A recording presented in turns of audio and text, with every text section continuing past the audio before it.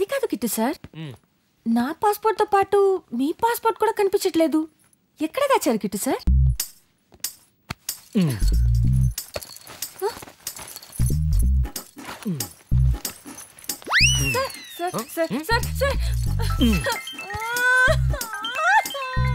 ఉండు మా అన్నయ్య. ఎరా ఇప్పుడే మీ ఇద్దరు ఫోటో చూశాను రా. ఆ తలకి కట్టినట్టు అని అడగను కానీ ఆ పిల్ల మాత్రం అచ్చమని పద్దులా ఉందిరా కదా. ఒకసారి తన ఫోన్ చెప్తాను. మా అన్నయ్య మాట్లాడతాడంట. హలో హలో, నేను రవితేజని మాట్లాడుతున్నాను. అసలు నువ్వు ఎలా ఉన్నావో తెలుసా? పద్దులా ఉంటాను సార్. అసలు మీరు ఇద్దరు కావాలేమన్నట్టు ఉంది ఇక్కడ. ఏమండి రవితేజ గారు, నీ తమ్ముడికి కాస్త చెప్పండి, నన్ను లవ్ చేయమని చెప్తున్నాడు.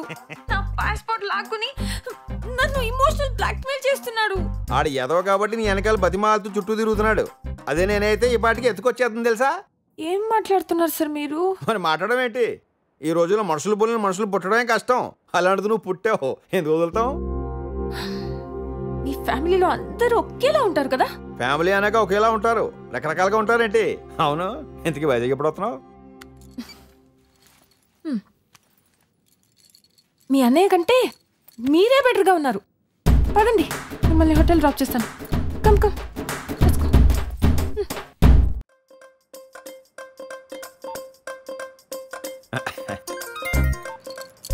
హలో, నేనే రవితేజని మాట్లాడుతున్నా. రవితేజ గారు చెప్పండి. ఏంటి ఇందాక నుండి ఫోన్ ఎంగేజ్ వస్తుంది? ఎవరితో మాట్లాడుతున్నావు ఏంటి? సార్, నేను నా బాయ్ ఫ్రెండ్తో మాట్లాడుతున్నాను. బాయ్ ఫ్రెండా బొంగ? ఆడితే మాట్లాడింది చాలు.